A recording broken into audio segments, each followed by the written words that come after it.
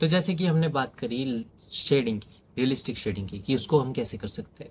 And realistic shading में मैंने आपको 3 स्टेप्स बताए, एंड अगर उसको आप मास्टर कर लेते हो तो आपका काम हो जाएगा। एंड अब बात करते हैं स्टेप वाइज, लाइक पहला स्टेप क्या होता है। तो पहला स्टेप जैसे कि मैंने बताया आपको, ड्राइंग होती है।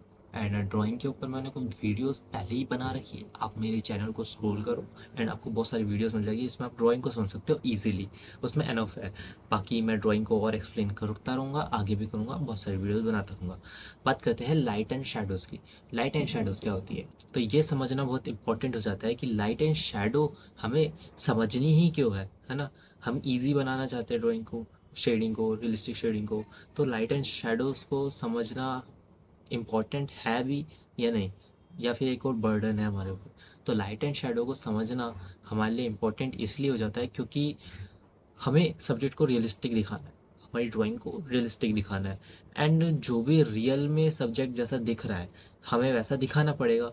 तो जो हमें दिखता है उसके कुछ प्रिंसिपल्स होते हैं, लाइफ के कुछ प्रिंसिपल्स होते हैं, नेचर के कुछ प्रिंसिपल्स होते हैं। जब भी वो सब्जेक्ट वैसा दिखता है जैसा वो दिख रहा है, तो अगर हमें रियलिस्टिक दिखाना है अपने सब्जेक्ट को तो हमें वो सारी चीज़ें भी इंक्लूड करनी पड़ेगी जो नेचर में है, और वो प्रिंसिपल्स होते हैं। तो उन्हीं प्रिंसिपल से एक प्रिंसिपल्स है ये लाइट्स एंड शेडोज़ का।